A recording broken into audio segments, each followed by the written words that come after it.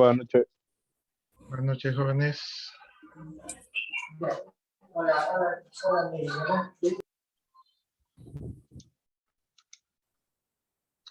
Hasta aquí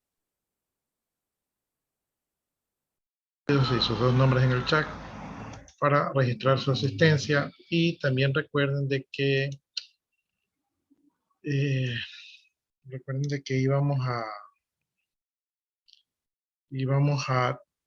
ya no se iba a marcar la asistencia del aula sincrónica al aula asincrónica, por lo tanto siempre deben de marcar su asistencia en el aula sincrónica, ¿no? Luego después no estarán arrepentidos de que no marcaron su asistencia. Eso es fácil y sencillo.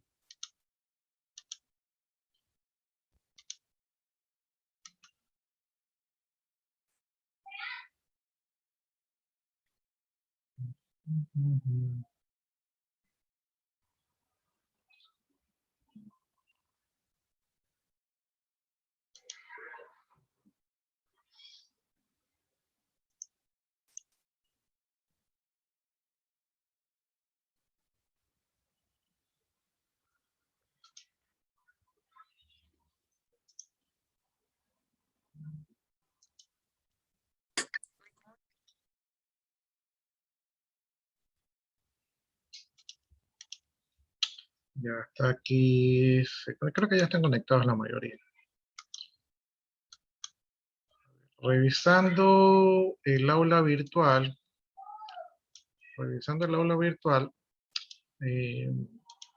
Me parece que estamos en la semana 10. No, recuerden que en la semana 9 tienen la tarea de instalar el GNOME. Tienen también el cuestionario del BI, que es chiquito. Y también está puesto la actuación en clase. Recuerden que la actuación en clase puede ser que sea reemplazada por la nota del proyecto PIS. Si es así, la actuación en clase no se utilizaría y se utilizaría la nota del proyecto PIS. Si no es así, aplicaríamos lo que es la nota de la lección y la actuación en clase, ¿no? Entonces, siempre alumno precavido da su actuación en clase y da su lección y no se confía. No, en este mundo pues siempre hay que estar, como dicen por ahí, hay que estar a la defensiva. Entonces no hay que confiarse de que las cosas van a salir como a uno le conviene, sino que hay que tratar de tener siempre el plan B, es decir, tener todas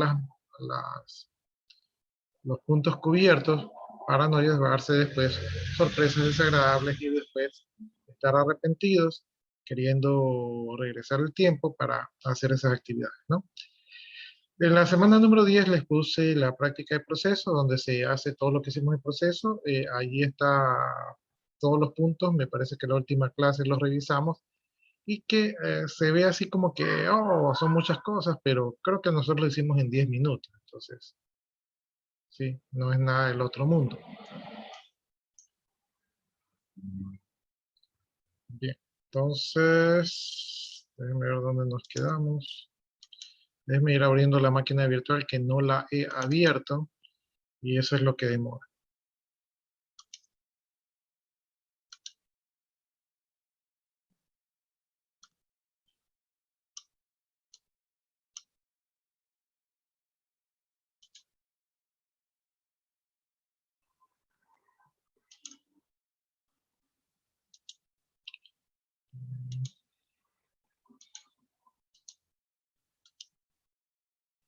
Ahí se está iniciando la máquina virtual por si acaso, dígame.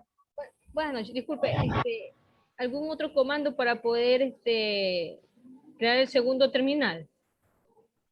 Espera un segundito que pase ese avión, que cuando pasan los aviones yo no escucho nada, dígame. Okay.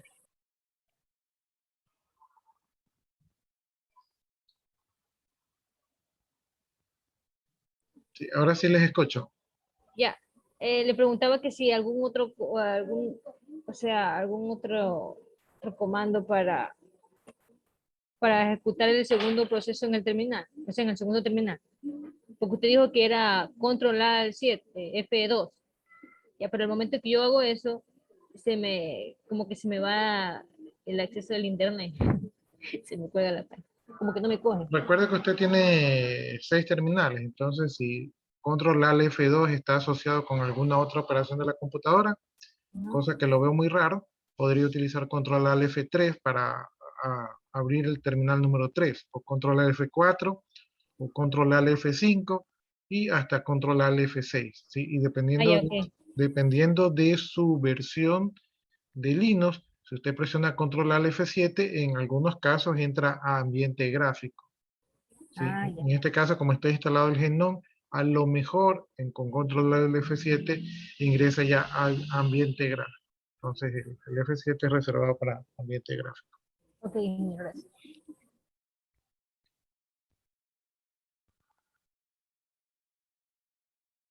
Ya, entonces a ver, ¿en qué estamos? Estamos en las diapositivas.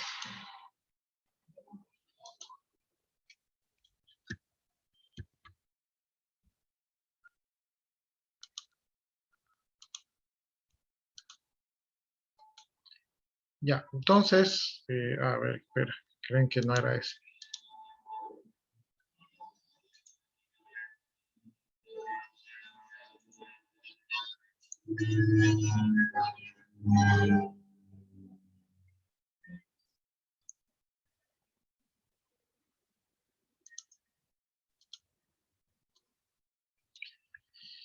Ya, listo. Entonces nos tocaba entrar a otro capítulo que eran los discos duros y el sistema de archivos. No estoy muy seguro si yo ya les expliqué esto de aquí. O sea, No. puede ser que no les haya explicado, pero a veces me confundo. Ya, entonces aquí vamos a trabajar con los discos duros. Obviamente, trabajar con los discos duros, esta es una función del administrador de servidores. Entonces, esto no lo hace un usuario regular. El usuario regular simplemente dice, quiero guardar mis archivos y él no se preocupa de si hay espacio o no hay espacio ni nada de esas cosas. Entonces, ustedes como administradores de servidores, ¿verdad? Seguramente van a tener que trabajar con discos duros y parte de trabajar con discos duros van a tener que crear particiones, sacar respaldos, ¿verdad? Y para este tipo de operaciones ya existen muchos programas que les van a permitir realizar estas tareas de manera óptima, ¿no? Herramientas que reparan los discos duros, ¿verdad? O que permiten chequearlos y formatearlos si quieren.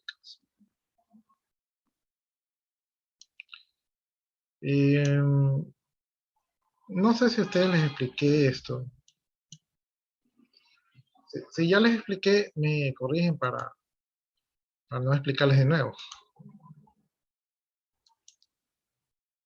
Ya. Entonces, aquí en la pizarra, nosotros tenemos un disco duro. Digamos que este es nuestro disco duro, ¿ya? Entonces aquí está nuestro hard disk, ¿verdad? Este disco duro es un disco duro de la vieja guardia, es decir, es un disco duro mecánico, ¿verdad? De los tipos IDE o de los tipos SCSI. Entonces, cuando nosotros compramos el disco duro viene así, virgen, ¿verdad? Y nosotros queremos trabajar en él. Para poder trabajar en él, hay que darle formato, ¿verdad? Formato, y yo creo que lo vimos en una de las primeras clases, es de que preparemos el disco duro para que reciba información. Entonces, para preparar el disco duro para que reciba información, el disco duro se tiene que dividir, ¿no? Ahí trato yo de hacer unas divisiones más o menos geométricas, ¿verdad? Ahí en la medida de lo posible. Ese parece el túnel del tiempo, pero bueno. Entonces ahí trato de hacerlo humanamente posible, ¿verdad?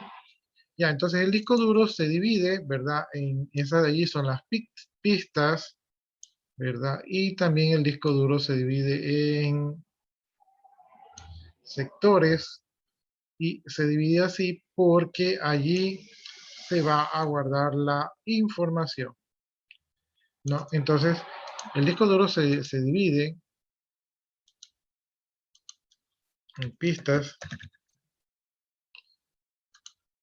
y sectores, ¿no? E incluso también dentro de los sectores se va dividiendo en pedacitos que se conocen como clústeres, ¿no? Entonces ahí están las pistas, ¿verdad? Y digamos que estos de aquí son los sectores, ¿no?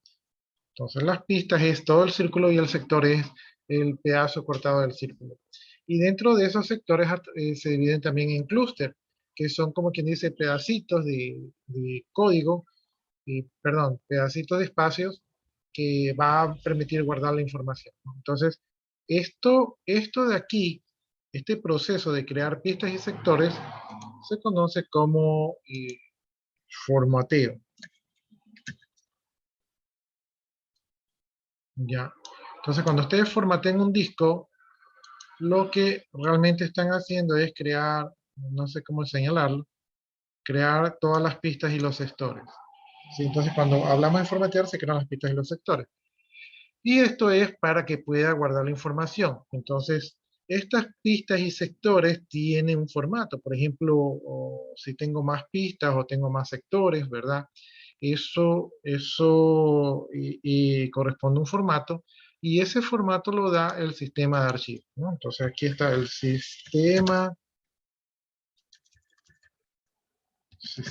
de archivos.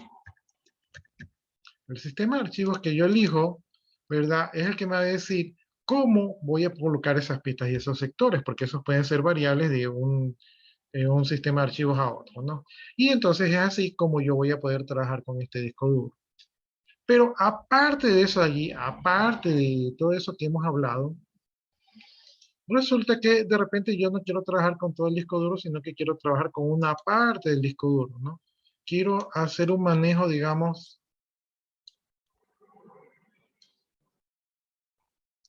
quiero hacer un manejo de una parte del disco duro, ¿sí? Entonces quiero usar una parte, ¿verdad?, del disco duro y quiero usar otra parte del disco duro como de manera separada.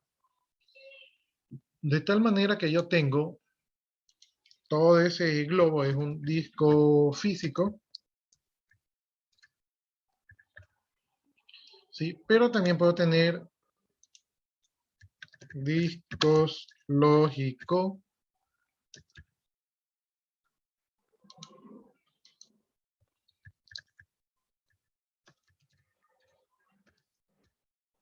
Entonces también puedo tener varios discos lógicos. Eh, entonces digamos que esta parte aquí afuera corresponde como al disco lógico 1, ¿verdad? Y esta parte aquí adentro corresponde al disco lógico 2, ¿no? Entonces eso de tener varios discos se puede hacer siempre y cuando yo defina y cuando estoy trabajando con los discos, cuando yo defina lo que se conoce como una partición, ¿no? Entonces, la partición, lo que yo hago es que le digo a este disco físico que voy a utilizar una parte de ese disco físico para un sistema de archivos y otra parte de ese disco físico para otro sistema de archivos, ¿sí? Entonces, para el sistema operativo los vería como discos, pero para el sistema operativo son discos físicos o los ve como discos físicos, pero realmente yo sé que son discos lógicos, o sea que es un solo disco pero que está dividido. Es algo así como que si ustedes tienen un cajón, ¿verdad? Y a ese cajón le ponen una división. Entonces, cuando ustedes le ponen al cajón una división, ustedes dicen, a ver, esta parte de acá es para guardar una cosa y esta otra parte del cajón es para guardar otra cosa. Entonces, lo están dividiendo o en este caso particionando, ¿no? Entonces, este es el proceso que nosotros podemos hacer con los discos duros y que no lo hace un usuario normal.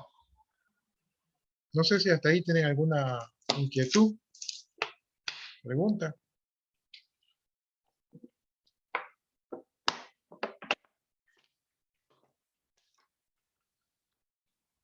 Ya, si no hay preguntas, entonces ya más o menos vemos lo que estábamos hablando aquí de la representación de los discos. Entonces ya sabemos lo que tenemos que hacer con los discos. Y ahora vamos a ver cómo Linux maneja los discos, ¿no? En primer caso vamos a hablar de los discos IDE. Los discos IDE son los discos, digamos, tradicionales, ¿verdad? Estos discos también pueden utilizar tecnología PATA, que es paralelo ATA, ¿verdad? O que también se suelen denominar ATAPI, ¿no? Y la nomenclatura de estos discos es HDX, ¿sí? Aquí está, en la esquina ven el HDX, donde el HD representa a hard disk, ¿verdad? O a disco duro. Y la letra representa el número de disco físico, ¿verdad? Que se ha conectado, ¿no? Entonces, tenemos el HDA. El HDA vendría a ser el primer disco físico que se conecta a un bus de datos, en este caso el bus de datos IDE, ¿verdad? Y dentro de ese bus de datos IDE, este primer disco se denominaría master, ¿no? Porque es el primerito. Entonces repito, HD de disco duro, la A para indicar que es el disco A o el primer disco, está conectado al puerto de datos IDE, en este caso el IDE 0, ¿verdad? Y este disco, por ser el primerito, se lo suele denominar como el master, o sea, el disco principal. Pero a su vez, ya vimos que ese disco físico puede estar particionado. En el caso que estuviese particionado, nosotros podemos manejar las particiones como HD de hard disk, ¿verdad? A para saber que es el primer disco y 1 para saber que se trata de la primera partición. Entonces, HDA1 sería el disco master, primera partición, y HDA2 sería el disco master, segunda partición. Y así podríamos tener eh, algunas particiones más, ¿no? Déjenme ver que se me pierde este mouse, no sé por qué se pierde. Bien, entonces, cuando yo tengo un bus de datos, no sé si ustedes han tenido la oportunidad de ver que son unas cintas, esas cintas tienen dos puertos, ¿verdad?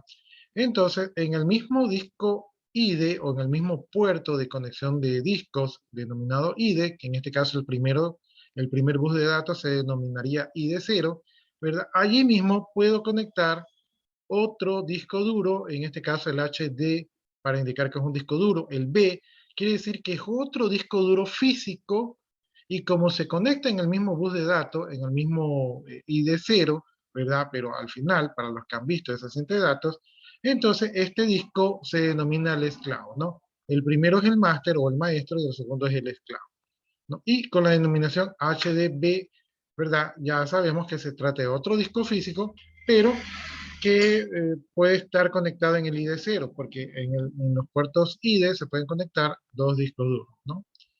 Bien, de allí yo puedo seguir aumentando más discos, ¿verdad? Y yo puedo tener un HDC sería el tercer disco duro, pero el tercer disco duro yo ya lo puedo conectar a el segundo bus de datos que sería el ID1, ¿verdad? En las computadoras generalmente las numeraciones van desde el 0, entonces este sería el ID1, ¿verdad? Y obviamente como este sería el primer disco del segundo bus de datos, este sería el máster del IDE1, o sea, el segundo bus de datos.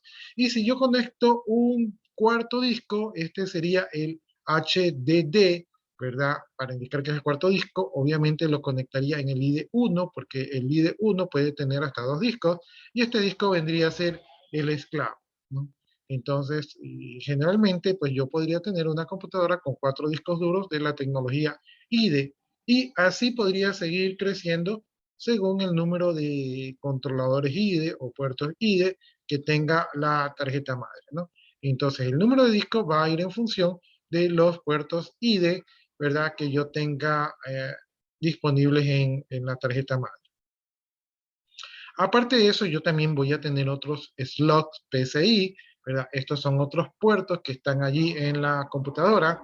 Entonces, los dispositivos que yo conecte en los puertos PCI van a recibir el nombre de HDE, HDF, HDG, es decir, van a continuar, ¿verdad? Sucesivamente mientras existan puertos PCI en la computadora, ¿no? Entonces, todos estos de aquí yo los reconozco por las siglas HD de hard disk. Bien, en Linux también tengo otros dispositivos de manejo de datos, como son el CD-ROM, el DVD-ROM, y también tenemos los grabadores que pueden ser de tipo IDE o ATAPI, ¿verdad? Y estos serían considerados discos IDE y también respetarían la misma nomenclatura que hemos visto, ¿no? Entonces, es posible que encontremos ahora los IDE, pero ya ya hoy en día se está utilizando más la tecnología SATA, ¿no? La mayoría de discos vienen en SATA. Entonces en IDE no es muy común en estos días. Bien, otra tecnología de discos duros y que ya les mencioné son los SATAs, y en esta categoría de aquí también entran los SCSIs. El SCSI es una tecnología de disco duro que era un poco superior a la tecnología IDE. Hoy en día la tecnología IDE ha igualado a la tecnología SCSI, por lo tanto tener un disco IDE no es menos que tener un disco SCSI, ¿sí? Entonces ya la tecnología SCSI ya no se la utiliza tanto. Ya, y también tenemos la tecnología USB o firewall, ¿no? Entonces, estos dispositivos que utilizan este tipo de controladoras, ¿verdad? Aquí la, la numeración de estos dispositivos va a ir en orden de detección, ¿verdad? Según cómo se vayan detectando estos dispositivos, va siendo el orden de estos dispositivos eh, para ser utilizados, ¿no? Algunos de estos dispositivos pueden ser hot plug, ¿verdad? ¿Qué significa eso? Son los discos calientes, es decir, conectar y usar, ¿verdad? Y también podemos sacar y usar. Eh, yo les comento que en un servidor que nosotros compramos, bueno, una empresa que elaboré, compraron un servidor. Este servidor utilizaba los hot disks y era bonito porque uno simplemente cogía el disco duro, presionaba un botón y lo sacaba en caliente y lo ponía en caliente, ¿no? Entonces, era fácil administrar los discos duros. Recuerdo yo que ahí estaba yo trabajando en sistemas un día sábado tipo 7 de la noche y comenzó a salir humo, entonces hubo un conato de incendio y como yo no podía cargar ese servidor, porque ese servidor era como cargar, qué sé yo, 2 sacos de cemento, entonces era súper que pesado, lo que se me ocurrió fue sacar los discos duros, ¿no? Para preservar la información. Entonces tuve que apagar así abruptamente el equipo y sacar los discos duros porque hubo un conato de incendio y tuve que llevarme los discos. Me recuerdo que los llevé en una mochila. Yo ahí estaba así, cruzando los dedos, ojalá que no haya dañado nada. Este, y ya, me los llevé. Y ya cuando se solucionó el conato de incendio, pues ahí tuve que volver a colocarlos. Pero eso lo pude hacer porque estos discos eran hot disks, o sea, se podían sacar y colocar en caliente. Sin embargo, si ese equipo, los discos duros hubieran sido, por ejemplo, IDE, hubiera tenido que destapar el servidor y sacar disco por disco, 4 tornillitos, y probablemente me hubiera quemado con los discos, ¿no? Entonces, esa es una ventaja de esto de aquí. Bien, retornando acá, los discos duros SCSI se denominan con las siglas SD, ¿verdad? De SCSI Disk, ¿verdad? Y ahí tenemos las letras, la A para indicar que es el primer disco duro, la B para el segundo, la C para el tercero, y así sucesivamente.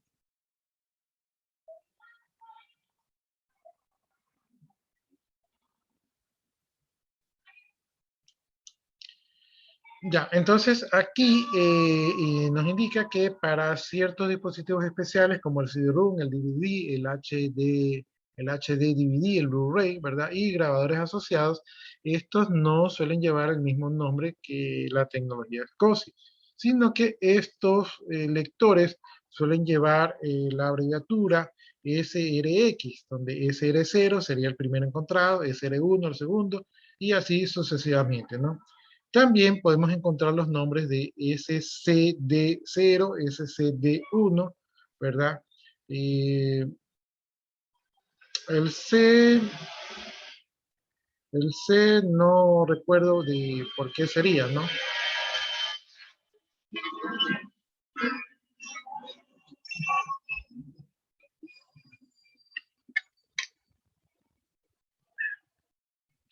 El S es por lo de SCSI, ¿verdad?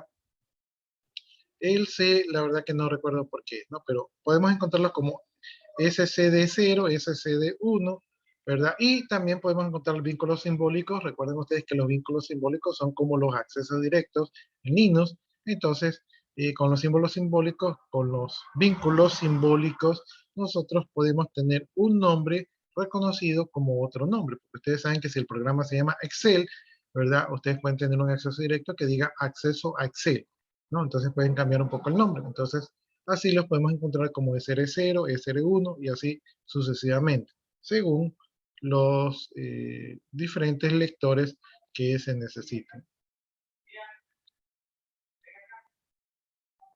Ya, creo que la C viene de Compact, entonces este sería un SCSI Compact Disc, de ahí creo que vienen las siglas.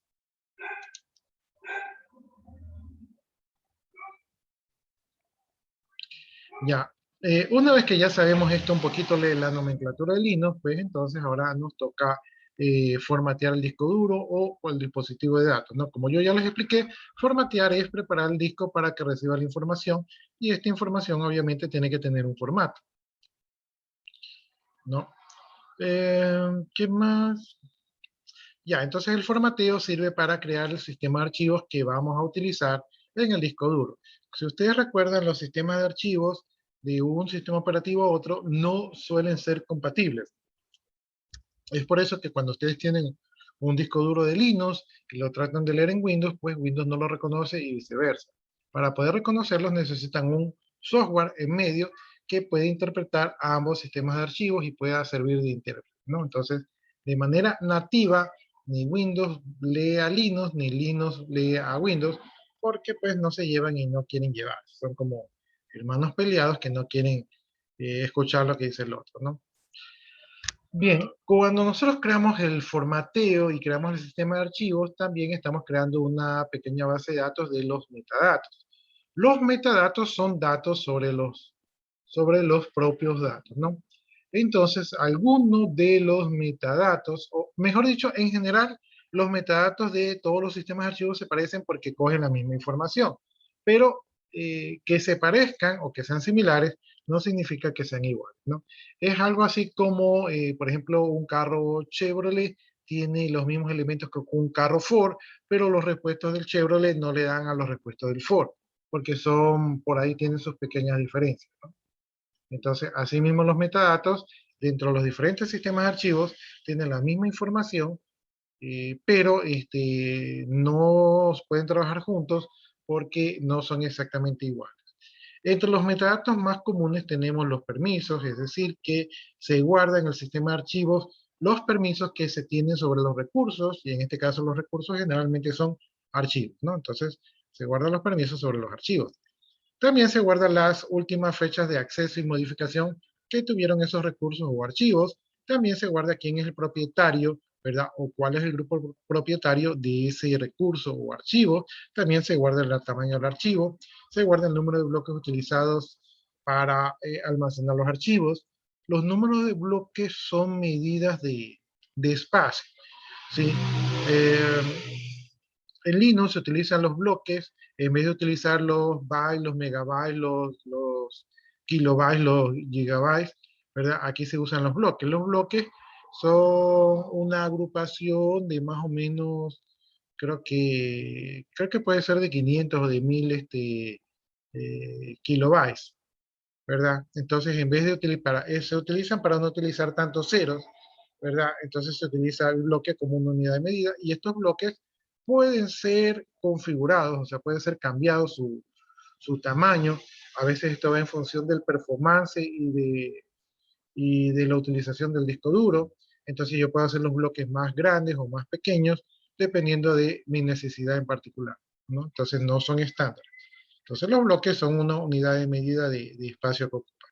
Tenemos los tipos de archivos, tenemos el contador de vínculos, tenemos el árbol de direcciones del bloque de datos. Entonces estos son algunos de los metadatos que se utilizan para almacenar en el sistema de archivos. Bien, en Linux los nombres de archivos soportan una longitud de 255 caracteres, es decir que el nombre significativo es de hasta 255 caracteres. Más allá de eso ya no son significativos y podría dar error utilizar un nombre más grande.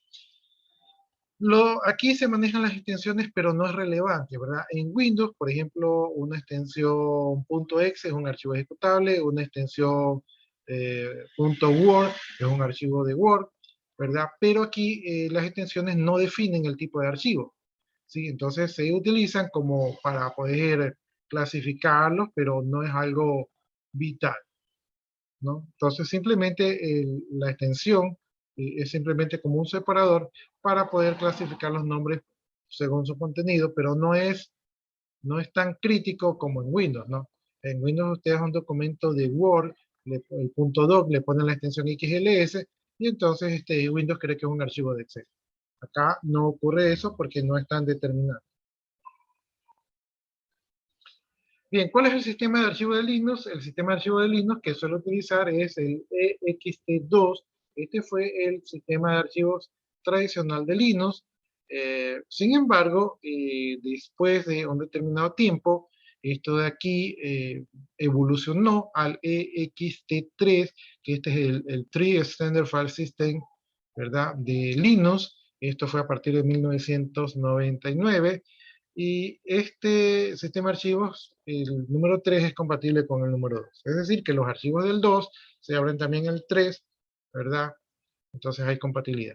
Pero a partir del 2008 surgió el otro sistema de archivos, que es la continuación, la evolución, que es el ext4, ¿verdad? Entonces este es el 4 Extended File System, y este es el sucesor del 3, y es el que se ha venido utilizando de manera predeterminada en las distribuciones de Linux desde el 2010, ¿no? Entonces, nuestro sistema de archivos es el ext4. Este sistema de archivos soporta un tamaño de archivo de 16 terabytes, y nunca me he topado con un archivo tan grande, y soporta un tamaño de partición de 1024 petabytes, ¿no? Es decir, una partición de 1 exabyte. O sea, es algo verdaderamente monstruoso, que yo no he visto particularmente. Yo el máximo archivo que he visto creo que es de 32 gigas o algo así, ¿no? Alguna base de datos que era bastante grande, es lo que más me tocaba. Bien, como estamos hablando, ya hablamos del sistema de archivos, que es la manera como yo voy a guardar los datos en el disco duro y de que el sistema de archivos los pueda leer, porque como están ordenados en un formato que el sistema operativo conoce, los puede leer, ¿no? Sin embargo, cuando yo les hablaba de un disco duro, les decía que el disco duro yo lo puedo partir. ¿Por qué yo quiero partir un disco duro? Porque resulta que, no sé si a ustedes les ha pasado, pero a mí me pasa mucho que yo tengo un disco de 1 tera y que cuando más o menos tengo ya los 500 gigabytes llenos, el disco se me pone lento a pesar de que tiene espacio. ¿Qué es lo que sucede? Que el sistema de archivos crece y se vuelve muy grande, ¿verdad? Y mientras más grande se vuelve, es más difícil manejarlo, entonces toma un tiempo. Y con esas indexaciones de archivos de Windows, que supuestamente es para hacerlo más rápido, y yo creo que eso lo hace más lento, entonces nuestra computadora se pone lenta. Una manera de atacar este problema que yo suelo hacer es crear dos particiones. Una partición para el sistema operativo, para poner solo cosas del sistema operativo, generalmente la hago de 200 megabytes, y una partición para datos que puede ser tranquilamente de 500 gigabytes, ¿no? Entonces, de esa manera, tengo dos particiones y por lo tanto tengo dos sistemas de archivos independientes, y por lo tanto el sistema de archivos no crece, sino que por acá crece solo por los sistemas operativos y por acá crece solo por los datos, y eso es una buena manera para optimizar un equipo. Otra de las ventajas es que si se me daña el sistema operativo, que generalmente es el que se daña cuando se va la luz y usted tiene que formatear, formatea el disco de la primera partición, y con eso usted se ahorra muchos dolores de cabeza en cuanto a que se le pierda la información, porque la información está en una segunda partición y está allí a salvo. Generalmente las particiones no se dañan juntas, ¿no? Ahora, eh, si el daño es por el disco duro, si el disco duro está dañado, entonces ahí sí se suelen dañar ambas particiones. Pero a veces se suelen dañar las particiones independientes, y lo peor que puede ocurrir es que se le pierda todo el sistema de archivos y toda la información, pero de una partición. El de la otra queda salvable, ¿no? Entonces, esa es mi recomendación para ustedes, para que trabajen con particiones. Y de hecho, cuando nosotros instalamos Linux, creo tres particiones. Creo una partición para el sistema operativo, creo una partición para la SWAT y creo otra partición para los datos. Entonces, Linux, yo les decía que ya de entrada crea particiones para tener mejor performance al momento de trabajar. Bien, en Linux existen dos métodos de particiones, la MBR, que es la que suele utilizar Windows. Esto aquí son para equipos que tienen la BIOS. La BIOS es una memoria ROM que está en la tarjeta madre y que tiene el programa de arranque, ¿no? Entonces, cuando usted prende la máquina, se cargan las rutinas del BIOS, ¿verdad? Estas son rutinas de entrada y salida del sistema, son rutinas básicas. Y dentro de esas rutinas, pues hay una rutina que dice, ándate al disco duro donde se encuentra la MBR, que es el sector de arranque, ándate al disco duro, ¿verdad? Y allí busca el programa de arranque. Entonces la BIOS, que es un programa en ROM, se va al MBR, que es un programa en disco, y ese lo carga la memoria, y ese programa a su vez carga todo el sistema operativo, y ese es el proceso de encendido, ¿no? También existe otro método de particionado que es el GPT.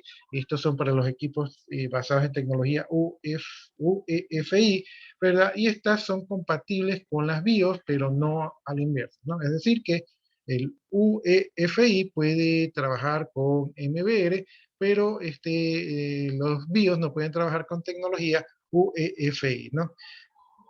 Entonces, este es el tema del particionado. Vamos a seguir hablando entonces del MBR.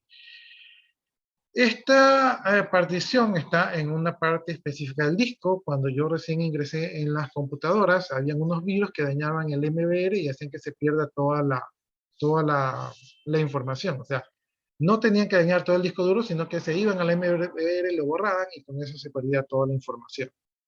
¿Sí? Entonces, esto a partir del año 1980, ¿verdad? Fue una tecnología que trabajó con 16 bits y luego se adaptó para trabajar con 32 bits.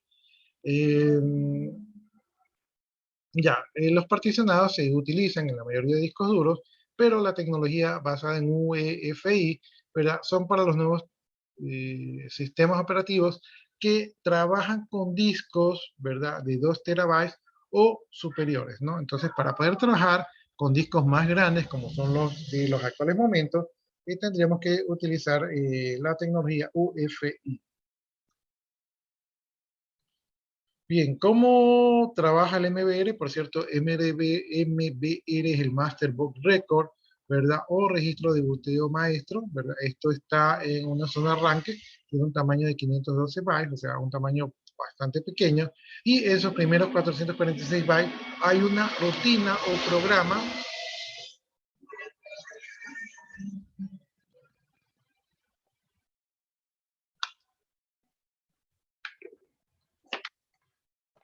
que es la que va a arrancar el sistema operativo, ¿no?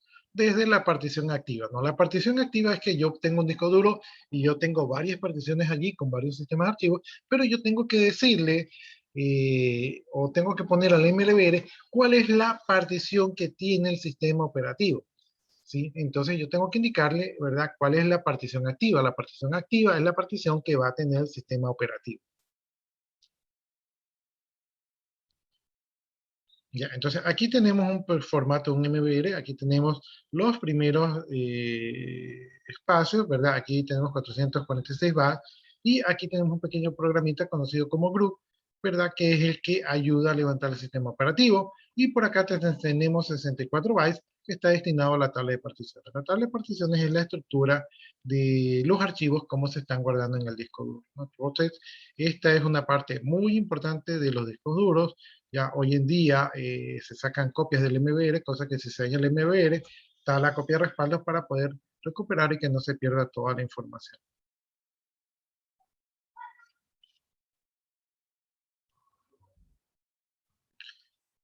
Bueno, entonces ahora hablemos de las particiones. Aquí en Linux tenemos tres tipos de particiones. Tenemos las particiones primarias, ¿verdad? Las particiones primarias pueden estar en un total de 4 y están descritas en el MBR. Tenemos las particiones extendidas, ¿verdad? O primarias extendidas, que es una que solamente puede haber una por disco, ¿verdad? Aunque en teoría se podrían crear más. Y tenemos las particiones lógicas, ¿no? Entonces tenemos tres tipos de particiones, las primarias, las extendidas y las lógicas. Bien, en un disco duro podemos tener hasta 63 particiones en un IDE y 15 particiones en un SCSI, ¿no? Entonces, todo va a depender de lo que queramos hacer.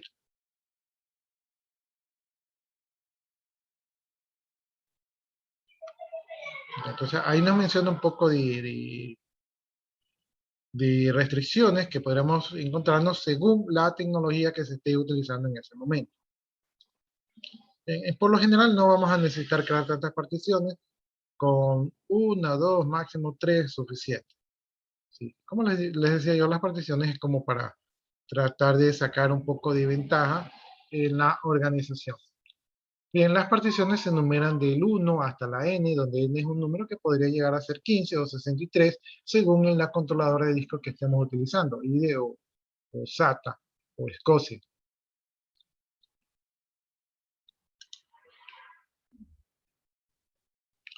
Ya, dice, una partición con un valor igual o superior a 5, obligatoriamente se trata de una partición lógica, ¿sí? Y porque solamente pueden haber 4 particiones primarias, entonces la última, ¿verdad? La número 4 sería la partición extendida, ¿no? Entonces, por lo general, yo puedo crear de 1 a 3 particiones primarias, la cuarta vendría a ser la extendida, y la quinta, ¿verdad? Vendría a ser la partición lógica. Dice, el número de partición aparece a continuación del nombre del archivo del periférico del disco. Por ejemplo, si estamos trabajando con discos duros, o sea, con hard disk, ¿verdad? Tenemos el HDA, esto quiere decir que es el disco duro IDE, ¿verdad? El primero, y si le vemos un 1, significaría que esta sería la primera partición. Y como es la primera partición, vendría a ser la partición primaria. De aquí tenemos otro ejemplo que es el HDB5. Este B significa que este es un disco físico, el segundo, ¿verdad? Y al tener el número 5, nos estaríamos refiriendo a la quinta partición, ¿no? Entonces, eh, este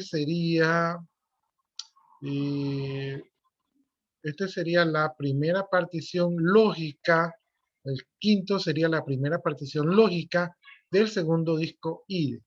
¿Sí? Sería la primera partición lógica porque a partir del quinto comienzan las particiones lógicas. Si yo tengo un SDA3, ¿verdad? Este sería la tercera partición primaria del primer disco SCSI. ¿Sí? Porque el SD viene de SCSI, el A sería el primer disco, y como entonces este sería, como es el primer disco, esta sería la primera partición, la tercera partición primaria. Recuerden que hay 3 particiones primarias del disco, en este caso SCSI, ¿no? Si yo tengo un SDC8, ¿verdad? Entonces al ver el 8, esta sería la octava partición. Obviamente esto sería una partición lógica, ¿verdad? El C vendría a ser el tercer disco de tecnología SCSI porque es un SD, ¿no? Entonces, con esta nomenclatura de aquí yo puedo entender cuáles son los discos duros que se están utilizando. Entonces, hasta allí, jóvenes, ¿tienen alguna pregunta o inquietud de lo que hemos visto?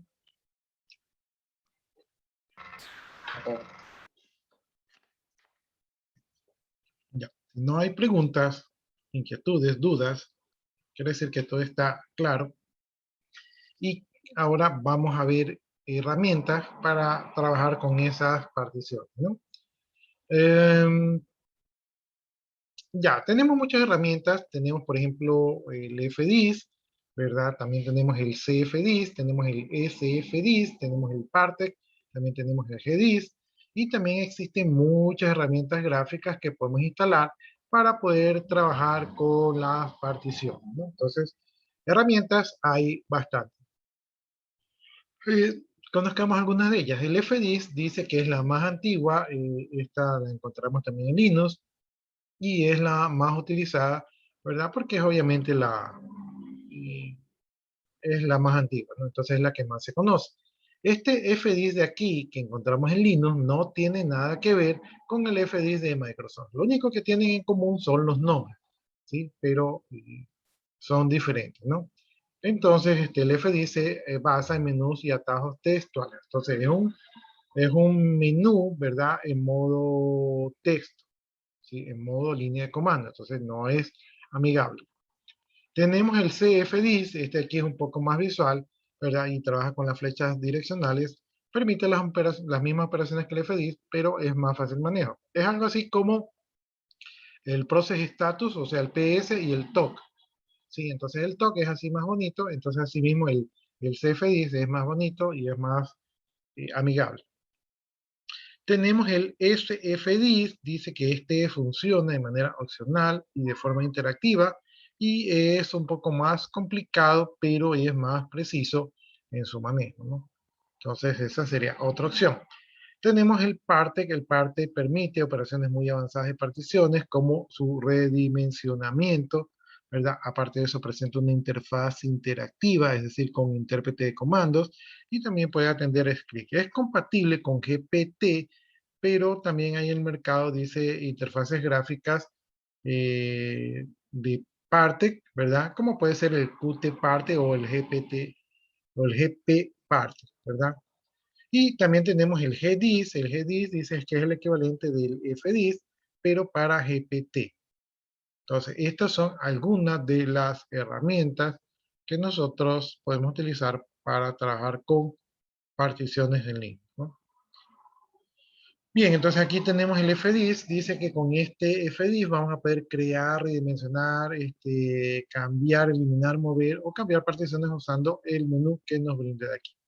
La única limitante del FDIS dice es que este está limitado por las 4 particiones primarias máximo por cada disco y el número de particiones lógicas que puede cambiar de acuerdo al tamaño del disco duro.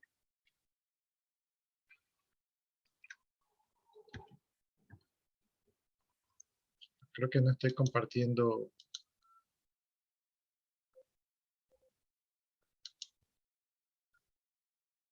Ya sí estoy grabando. Déjeme compartir el escritorio completo.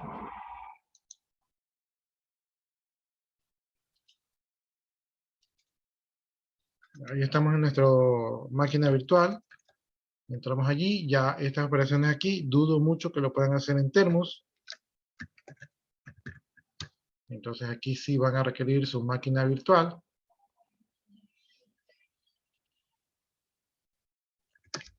Me voy al raíz, ¿verdad? Y vamos a hacer el fdisk. Ya, y ahí está el fdisk, ¿verdad? Ahí nos muestra un poco de sus formatos y sus parámetros, ¿no? Vamos a poner fdisk menos gel. Ya, entonces ahí estamos viendo un poquito, ¿verdad? De la ayuda. De hecho nos salió lo mismo. Y tenemos que ponerle fdisk, pero tenemos que utilizar el fdisk con opciones, ¿no? Entonces ya conocimos ahí el comando fdisk.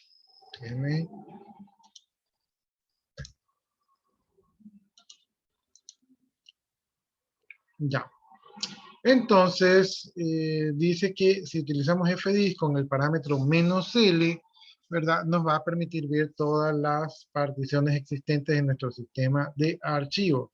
Y van a aparecer, dice, de acuerdo al nombre de cada dispositivo. Entonces, regresamos por acá, vamos a hacer un clear, ¿verdad? Y ahora vamos a hacer el fdisk, pero vamos a utilizar el "-l", y allí, haciendo fdisk con "-l", ¿verdad? Nos lista, ¿verdad? En los diferentes dispositivos, ¿no? Entonces, si aquí vemos más o menos por la mitad, vemos que tenemos de los dispositivos, tenemos el SDA1 y el SDA2, ¿no? El SD quiere decir que este es un disco SCSI, el A quiere decir que es un disco físico, el primero, el máster, ¿verdad? Y como vemos que tenemos SDA1 y SDA2, significa que tenemos dos particiones, ¿no? Entonces aquí tenemos dos particiones, ¿verdad? Y de Linux.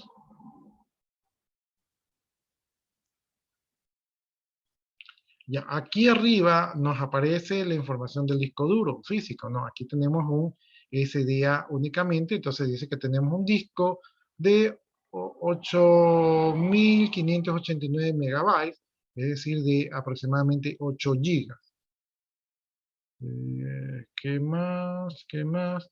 Y aquí tenemos, más abajito, tenemos un poquito el desglose de, me parece que de las particiones.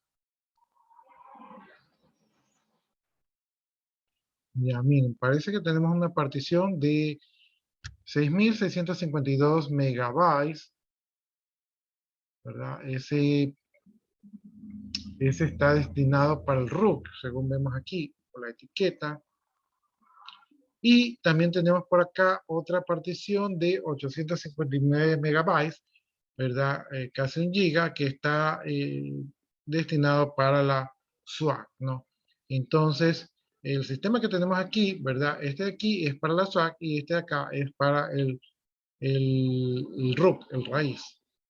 Entonces, ahí hemos visto la primera partición del FDIS, donde nos muestra las particiones que tenemos. En este caso tenemos una y dos particiones.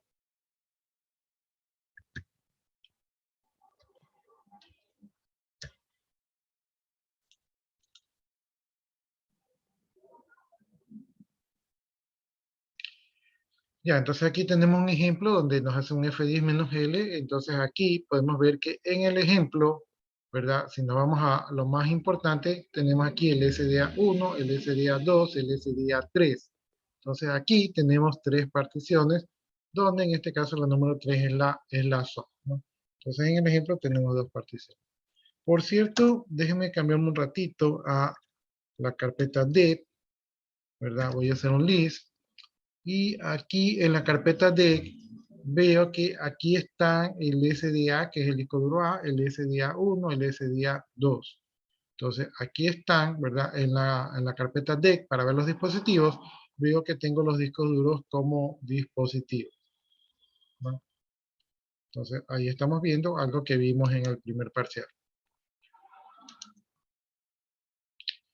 Bien, para ver un disco duro específico, ¿verdad? Podemos utilizar este siguiente formato, que es utilizar el FDIS. Ahí le ponemos el "-L" y ponemos el disco duro que queremos revisar, ¿no? En este caso tenemos que poner la ruta, que es el /leg/SDA. Entonces con eso podemos ver un disco duro en específico. En mi caso, voy a hacerle un clear aquí. En mi caso no voy a tener mayor diferencia. FDIS, como no tengo mayores particiones al ser un FDIS menos L, ¿verdad? Y ponemos el dispositivo, que es el SDH, perdón, SDA. Entonces lo que estoy viendo es que quiero ver las particiones del disco A, ¿verdad? Y yo ya las había visto que era el SDA1 y el SDA2, ¿no? Entonces, cuando ponemos FDIS-L para ver todos los datos, ¿verdad? De el disco que yo quiero ver. Entonces, si yo tengo todos los discos, le pongo FDIS-L y veo todo. Y si quiero ver de un disco específico, pues le pongo la ruta del disco específico, que en este caso es el /D, es la SDA, el nombre del disco duro. ¿Preguntas, jóvenes?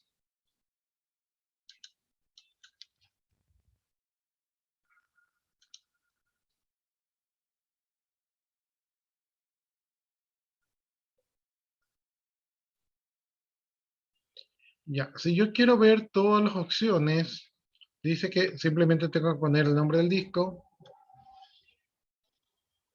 Tengo que poner el nombre del disco sin parámetros. Entonces vamos a hacerlo. Aquí ponemos el nombre del disco, no le ponemos parámetros, ¿verdad? Y entonces el FDIS dice, y no me has especificado qué quieres hacer con ese disco, ¿no? Entonces aquí entramos a un menú interactivo, donde si ponemos M, nos pone todas las opciones que podemos hacer con ese disco, ¿no? Entonces, entre las principales opciones tenemos, por ejemplo, la D para borrar una partición, ¿verdad? Tenemos la C para editar, la B, perdón, para editar una etiqueta. Tenemos la G para crear una tabla de partición vacía.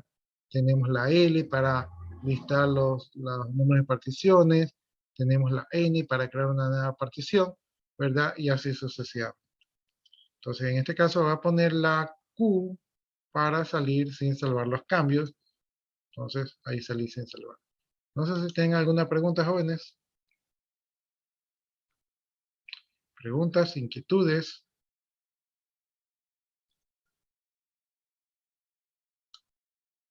Dudas. No, profesor. Sí, si me repite porque no se entendió. No, sí está claro. Ah, ya. Ya, entonces por la hora, jóvenes, creo que nos vamos a quedar nomás hasta allí, ya que no hay preguntas. Yo acabo de copiar las asistencias y nos vamos a quedar hasta allí nomás, ¿no? Entonces, si ustedes gustan, ¿verdad? Ya pueden desconectarse para que no lleguen tarde a su siguiente clase. Buenas noches. De mi parte, muchas gracias y buenas noches. Buenas noches. Buenas noches, jóvenes. Buenas noches. Buenas noches.